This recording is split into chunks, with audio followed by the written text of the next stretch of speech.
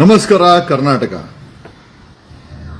ಧರ್ಮಸ್ಥಳದ ಹತ್ಯಾಕಾಂಡ ಇದೆಯಲ್ಲ, ಒಂದು ಕಡೆ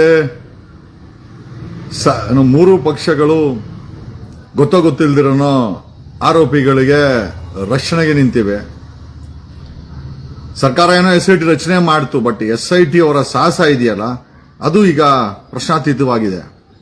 ಜೊತೆಯಲ್ಲಿ ಈ ಧರ್ಮಸ್ಥಳದ ಹತ್ಯಾಕಾಂಡದಲ್ಲಿ ಸಿವಿಲ್ ಸೂಟ್ಗಳನ್ನು ಹಾಕೊಂಡು ಧರ್ಮಸ್ಥಳದ ಹೆಸರನ್ನ ತೆಗಿಬಾರದು ಅಂತ, ಈಗ ಧರ್ಮಸ್ಥಳದ ಹೆಸರು ಎತ್ತಬಾರದು, ಆಮೇಲೆ ಧರ್ಮಸ್ಥಳದ ವೀರೇಂದ್ರ ಹೆಗಡೆ ಹೆಸರು ಎತ್ತಬಾರದು ಅಂತ ಒಂದಷ್ಟು ಪಬ್ಲಿಕೇಶನ್ಸ್ ಆಯಿತು. ನಮಗೂ ಕೂಡ ನೋಟಿಸ್ ಬಂತು 338 ಜನಕ್ಕೆ.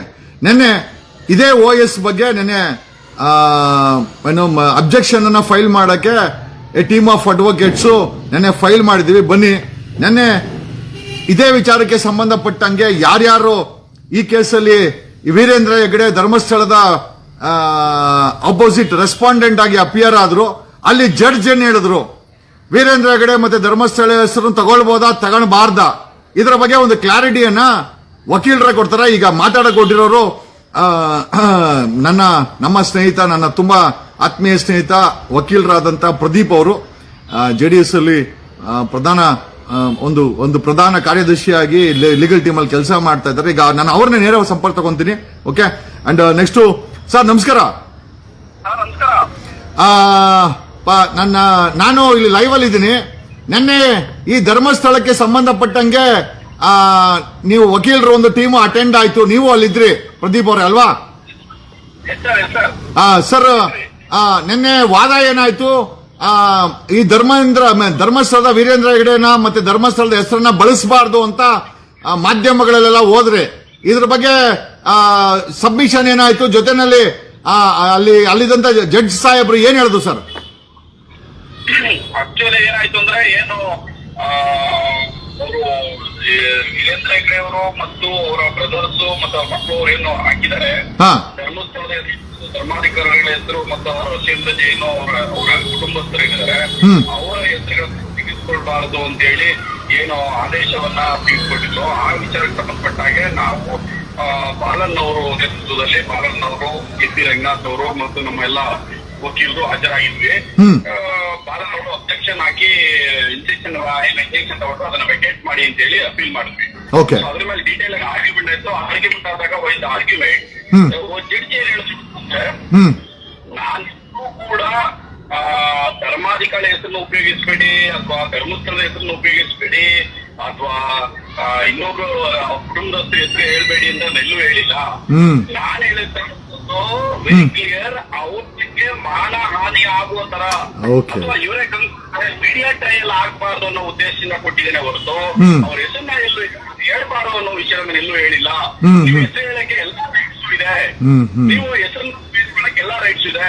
ಮುಂದುವರೆದು ಮಾತಾಡ್ತಾರೆ ಅವರು ಕ್ಲೈಂಟ್ ಅಲ್ಲಿ ಒಂದು ಸ್ಟೇಟ್ಮೆಂಟ್ ಎಲ್ಲ ಮಾಡ್ತಾರೆ ಕ್ಲೈಂಟ್ ಅಡ್ವೊಕೇಟ್.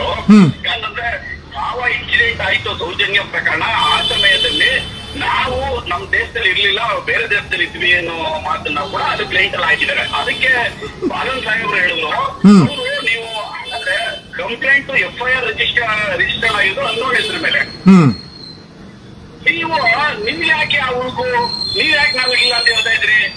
ನಿಮ್ಗೆ ಇನ್ಸಿಡೆಂಟ್ ಅಂದ್ರೆ ಇನ್ಸಿಡೆಂಟ್ ಆಗಿರೋದು ಗೊತ್ತು ನಿಮ್ಗೆ ಯಾವಾಗ ಆಗಿದೆ ಅಂತ. ನಿಜ ನಿಜ ನಿಜ ನಿಜ ದಾಟಿಯಲ್ಲಿ ಆರ್ಗ್ಯುಮೆಂಟ್ ಕೂಡ ಮಾಡಿದ್ರು. ಓಕೆ ಓಕೆ ಓಕೆ, ನೀವ್ಯಾಕೆ ನಾವಿಲ್ಲ ಅಂತ ಹೇಳ್ತಾ ಇದ್ರಿ? ನಿಮ್ಮ ಹೆಸರು FIR ರಿಜಿಸ್ಟರ್ ಆಗಿಲ್ವಲ್ಲ? ರಿಜಿಸ್ಟರ್ ಆಗಿರೋದು ಅನ್ನೋ ಹೆಸರು ಮೇಲೆ. Exactly exactly.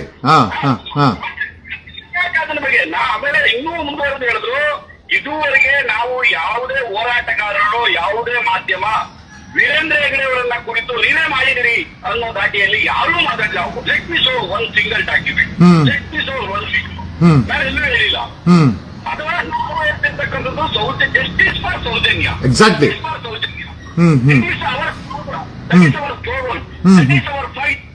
ಅವಳ ನ್ಯಾಯ ಸಿಗಬೇಕು. ಯಾರೋ ಅನ್ನೋದು ಗೊತ್ತಿಲ್ಲದಿರೋ ಅಮಾಯಕರನ್ನ ಚೆಕ್ ಮಾಡಕ್ಕೆ ಅನ್ಫಿಟ್ಟಾದಂತಹ ಮೆಂಟಲಿ ಡಿಸಾರ್ಡರ್ ಆದಂತಹ ಸಂತೋಷ್ ಅವರ ತಗೊಂಡು ಈ ಕೇಸಲ್ಲಿ ಫಿಟ್ ಮಾಡಿ ಕೇಸನ್ನ ಹಳ್ಳ ಹಿಡಿಯೋ ದಾರಿಯಲ್ಲಿ ಮಾಡಿದ್ರೆ ಅದಕ್ಕೆ ಯಾರ್ಯಾರು ಹಿಂದೆ ಇದ್ದಾರೆ, ವ್ಯಕ್ತಿಗಳು ಯಾರಿದ್ದಾರೆ, ಪೊಲೀಸರು ನಮ್ಮ ನಮ್ದು ಜಸ್ಟಿಸ್ ಫಾರ್ ಸೌಜನ್ಯ. ಅದಕ್ಕೆ ನಿಮ್ ಹೋರಾಟ ಮಾಡ್ಲಿಕ್ಕೆ ನಮ್ದು ಯಾವುದೇ ವಿರೋಧ ಇಲ್ಲ ಅಂತ ಕೇಳಿದ್ರು. ನೀವು ಹೋರಾಟ ಮಾಡ್ಲಿಕ್ಕೆ ನೀವು ಕೇಳಕ್ಕೆ freedom of science, freedom of express exactly ಹೇಳಿದ್ರು. ಅದಕ್ಕೆ ಯಾವುದೇ ಕಾಲಕ್ಕೂ ನಾವು ಕಟ್ಔಟ್ ಮಾಡಕ್ಕಾಗಲ್ಲ, ಓಕೆ. ನಿಮ್ಗೆ ಎಲ್ಲಾ ರೈಟ್ಸ್ ಇದೆ, ಅದನ್ನ ಕೇಳಕ್ ರೈಟ್ಸ್ ಇದೆ, ಕೇಸ್ ಹಾಕಕ್ ರೈಟ್ಸ್ ಇದೆ, ಮಾತಾಡಕ್ ರೈಟ್ಸ್ ಇದೆ.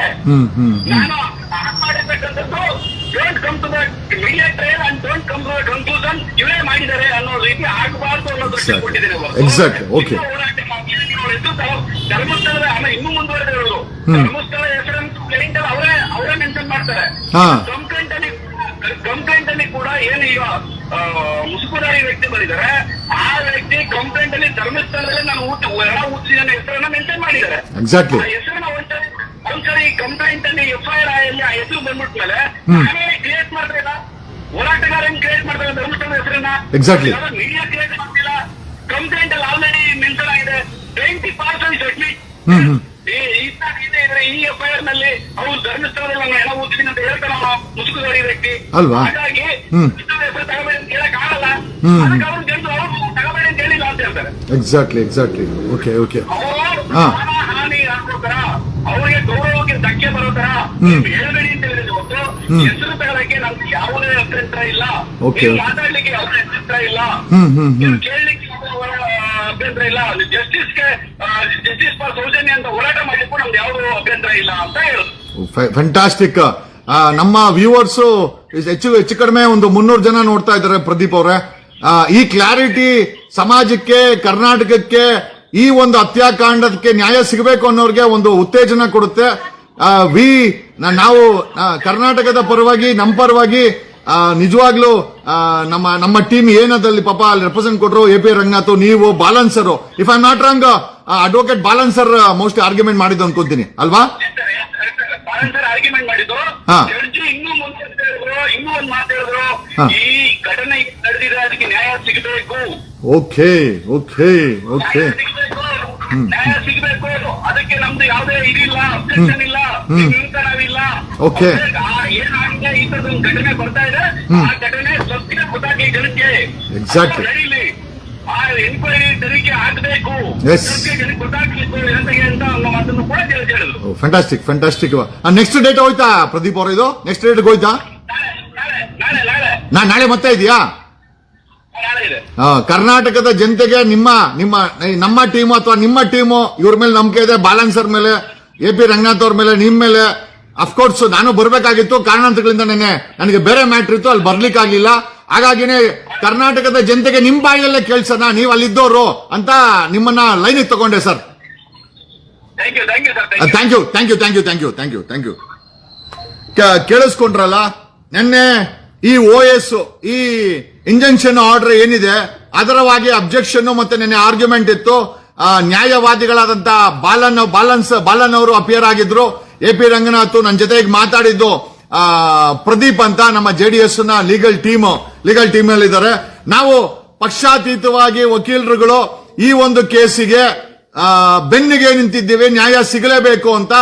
ಬಾಲನ್ ಅವರು ಜಡ್ಜ್ ಸಾಹೇಬರ ಮುಂದೆ ಸಬ್ಮಿಷನ್ ಅಲ್ಲಿ ಕೇಳಿದಂತ ಪ್ರಶ್ನೆ ಏನಂತಂದ್ರೆ, ಸರ್ ಹೆಸರು ತಗೊಳ್ಬಾರ್ದಂತೆ,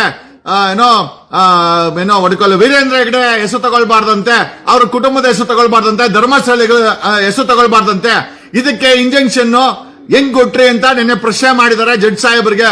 ಸೊ ಜಡ್ಜ್ ಸಾಹೇಬ್ರು ಏನ್ ಹೇಳಿದ್ದಾರೆ, ನಾನು ಎಲ್ಲೂ ಕೂಡ ಧರ್ಮಸ್ಥಳದ ಹೆಸರನ್ನು ತಗೊಂಬೇಡಿ, ವೀರೇಂದ್ರ ಹೆಗ್ಡೆ ಹೆಸರನ್ನು ತಗೊಂಬೇಡಿ ಅಂತ ನಾನು ಎಲ್ಲೂ ಹೇಳಿಲ್ಲ. Let me clarify, you can take, ನೀವುಗಳು ವೀರೇಂದ್ರ ಹೆಗ್ಡೆ ಹೆಸರನ್ನ, ಅವ್ರ ಕುಟುಂಬದ ಹೆಸರನ್ನ ತಗೊಳ್ಬಹುದು, ಆಮೇಲೆ ಧರ್ಮಸ್ಥಳ ಹೆಸರನ್ನು ತಗೊಳ್ಬಹುದು, ಅದಕ್ಕೆ ನಮ್ಮದು ಯಾವುದು ಕೂಡ ಅಬ್ಜೆಕ್ಷನ್ ಇಲ್ಲ. ಬಟ್ ಒಂದಂತೇನಂತಂದ್ರೆ, ಅವರು ಕೊಲೆ ಮಾಡಿದ್ದಾರೆ ಅಂತ ತೀರ್ಪನ್ನ ಕೊಡಕ್ ಹೋಗ್ಬೇಡಿ, ಮೀಡಿಯಾ ಟ್ರಯಲ್ ನ ಮಾಡಬೇಡಿ. ಏನು ಅಲ್ಲಿ ನಡೀತಾ ಇದೆ ಅದನ್ನ ತೋರ್ಸಕ್ಕೆ, ಧರ್ಮಸ್ಥಳದ ಹೆಸರನ್ನ ಉಪಯೋಗಿಸಕ್ಕೆ ಈ ಒಂದು ಕೋರ್ಟು, ಈ ಒಂದು ನ್ಯಾಯಾಲಯ ಅಡ್ಡ ಬಂದಿಲ್ಲ, ಮತ್ತೆ ಆ ರೀತಿ ಆದೇಶವನ್ನ ನಾನು ಮಾಡಿಲ್ಲ. ಏನಂತಂದ್ರೆ, ವೀರೇಂದ್ರ ಹೆಗ್ಡೆ ಹೆಸರನ್ನ ಧರ್ಮಸ್ಥಳದ ಹೆಸರು ಬಳಸಬೇಕಾದ್ರೆ ಅವರ ಮೇಲೆ ಆರೋಪಗಳ ಈ ರೀತಿ ಕಂಪ್ಲೇಂಟ್ ಆಗಿದೆ ಅಂತ ಹೇಳ್ಬೇಕೆ ಹೊರತು ಯಾವುದೇ ಕಾರಣಕ್ಕೂ ತೀರ್ಪಾಗಿದೆ ಅಂತ ನೀವ್ಯಾರು ಬಳಸಬೇಡಿ. ಅಷ್ಟು ಬಿಟ್ರೆ ಆಮೇಲೆ ಈ ಕೇಸ್ಗೆ ನ್ಯಾಯ ಸಿಗಲೇಬೇಕು ಅಂತ ಇವನ್ ಈ ಕೋರ್ಟು ಸಹ ಈ ಒಂದು ಜನರ ಜೊತೆನಲ್ಲಿದೆ ಅಂತ ಈ ಒಂದು ವಿಚಾರವನ್ನ ಅಲ್ಲಿ ಪ್ರೆಸೆಂಟ್ ಮಾಡಿದ್ರು. ಆಮೇಲೆ ಸೌಜನ್ಯ ಕೇಸ್ದು ಕೂಡ ಅವ್ರು ಹೇಳದಂತೆ ಸೌಜನ್ಯ ಕೇಸ್ ಆದಾಗ ನಾವು ದೇಶದಲ್ಲೇ ಇರ್ಲಿಲ್ಲ ಅಂತ. ಅದಕ್ಕೂ ಕೂಡ ಅಡ್ವೊಕೇಟ್ ಬಾಲನ್ ಅವರು ಅಲ್ಲ ರೀ ನಿಮಗೆ ಗಿಲ್ಟಿ ಯಾಕೆ, ವೈ ಆರ್ ಯು ಗಿಲ್ಟಿ ಅಂದ್ರೆ ಪೆಟಿಷನರ್ ಅಡ್ವೊಕೇಟ್ಗೆ ಕೇಳದಂತೆ. ಈ ಧರ್ಮಾಧಿಕಾರಿ ಹರ್ಷೇಂದ್ರ ಜೈನ್ ಅವರ ಅಡ್ವೊಕೇಟ್ಗೆ ಆರ್ಗ್ಯುಮೆಂಟ್ ಏನು ಅಂತಂದ್ರೆ ನಿಮಗೆ ಗಿಲ್ಟಿ ಯಾಕೆ, ನೀವು ದೇಶದಲ್ಲಿಲ್ಲ ಅಂತಂದ್ರೆ ಸೌಜನ್ಯ ಕೇಸಲ್ಲಿ ನಿಮಗೆ ಗಿಲ್ಟಿ ಯಾಕೆ. ಆಮೇಲೆ ಬಾಲನ್ ಅವರು ಇದನ್ನು ಪ್ರೆಸೆಂಟ್ ಮಾಡಿದ್ದಾರೆ, ನಾವ್ ಯಾರು ಹೆಸರನ್ನ ತಗೊಂತಾ ಇಲ್ಲ.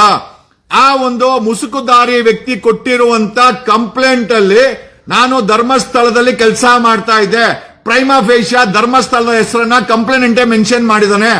ನಾವ್ ಯಾರು ಅನಾವಶ್ಯಕವಾಗಿ ಧರ್ಮಸ್ಥಳದ ಹೆಸರನ್ನ ಬೆಳೆಸ್ತಾ ಇಲ್ಲ. ಧರ್ಮಸ್ಥಳದ ಏನು ಈ ಕುಟುಂಬದ ಕೆಳಗಡೆ ನಾವು ಕೆಲಸ ಮಾಡ್ತಾ ಇದ್ದೆ ಅಂತ ಅವನು ಮೆನ್ಷನ್ ಮಾಡಿದಾನೆ.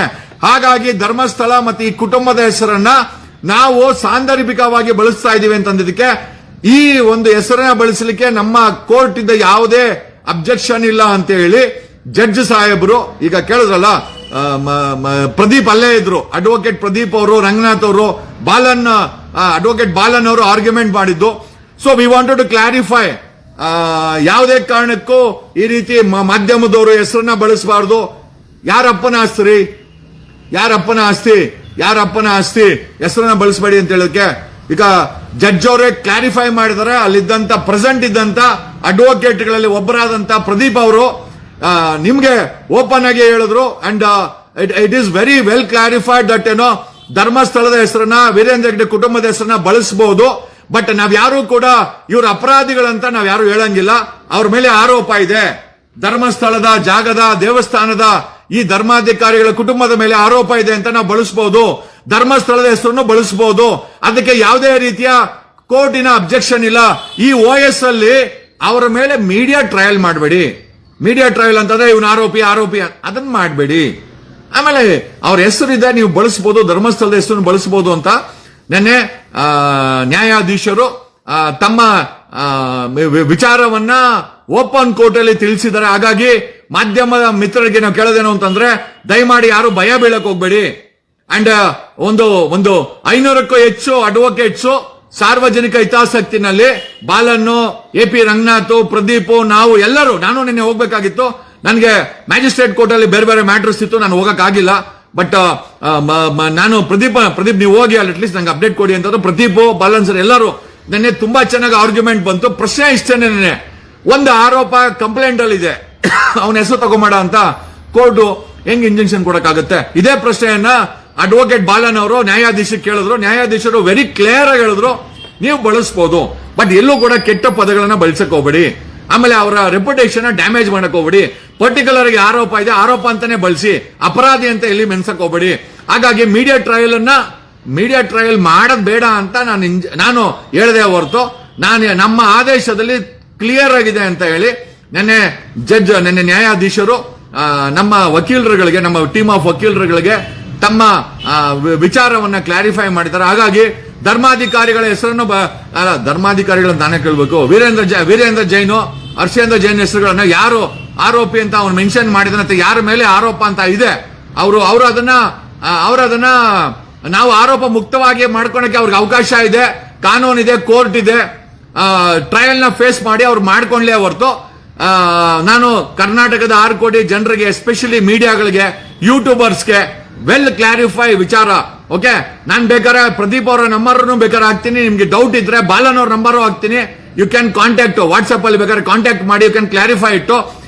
ಕೋರ್ಟ್ ಎಲ್ಲೂ ಸಹ ವೀರೇಂದ್ರ ಜೈನ್ ಮತ್ತೆ ಅವ್ರ ಕುಟುಂಬದ ಹೆಸರನ್ನ ಬಳಸಬೇಡಿ ಅಂತ ಎಲ್ಲೂ ಹೇಳಿಲ್ಲ, ಧರ್ಮಸ್ಥಳದ ಹೆಸರನ್ನ ಬಳಸಬೇಡಿ ಅಂತ ಎಲ್ಲೂ ಹೇಳಿಲ್ಲ ಅಂತ ನ್ಯಾಯಾಧೀಶರೇ ಇದಕ್ಕೆ ಕ್ಲಾರಿಟಿಯನ್ನ ಕೊಟ್ಟಿದ್ದಾರೆ. ಹಾಗಾಗಿ ಯೂಟ್ಯೂಬರ್ಸ್ ಯಾರ್ಯಾರ ಮಾಡಂಗಿದ್ರೆ ಅವ್ರಿಗೆ ಡ್ಯಾಮೇಜ್ ಮಾಡಕ್ ಹೋಗ್ಬಿಡಿ, ರೆಪ್ಯುಟೇಷನ್, ಕಳ್ಳ ಪಳ್ಳ, ಅವನು ಕೊಲೆಗಾರ ಅದೆಲ್ಲ ಹೇಳಕ್ ಹೋಗ್ಬಿಡಿ. ಅವ್ರ ಮೇಲೆ ಅಪರಾಧ ಇದೆ ಅಂತ ಐ ಥಿಂಕ್ ಫಾರ್ಮಲ್ ಆಗಿ ನೀವು ಅದನ್ನ ಬಳಸಬಹುದು, ಧರ್ಮಸ್ಥಳದ ಹೆಸರು ಸಹ ಬಳಸಬಹುದು. ಒಂದು ದೊಡ್ಡ ಟೀಮ್ ಈ ಒಂದು ವಿಚಾರದಲ್ಲಿ ನಾವೆಲ್ಲ ರೆಡಿ ಮಾಡ್ತಾ ಇದ್ದೀವಿ. We are going to definitely 6 ಕೋಟಿ ಕನ್ನಡಿಗರ ವಿಚಾರದಲ್ಲಿ ನ್ಯಾಯವಾದಿಗಳ ಒಂದು ಟೀಮ್ ಬೇಕಾಗಿತ್ತು. ನೆನ್ನೆ ನಾವೆಲ್ಲ ಸೇರ್ಕೊಂಡು ಅದನ್ನ ಮಾಡ್ತಾ ಇದ್ದೀವಿ. ನಾನು ಕೂಡ I M A part of it. But ಪ್ರಶ್ನೆ ಏನಪ್ಪಾ ಅಂತಂದ್ರೆ ಈಗ ಕರ್ನಾಟಕದ ಮಾಧ್ಯಮಗಳು ಇವು ಯಾರನ್ನ ವೀರೇಂದ್ರ ಹೆಗಡೆ ವೀರೇಂದ್ರ ಜೈನ್ ಕುಟುಂಬದ ಹೆಸರನ್ನ ತಗೊಳ್ಬಹುದು ಆಸ್ ಎ ಅಕ್ಯೂಸ್ಡ್ ಅಂತ ಅದರಲ್ಲಿರೋ ಪ್ರಕಾರ ಧರ್ಮಸ್ಥಳದ ಹೆಸರನ್ನು ಬಳಸಬಹುದು ಅಂತ ಹೇಳ್ತಾ ನನ್ನ 2 ಮಾತುಗಳನ್ನ ಮುಗಿಸ್ತಾ ಇದ್ದೀನಿ. ಧನ್ಯವಾದಗಳು. Thanks a lot. Love you all. God bless you. Have a nice day.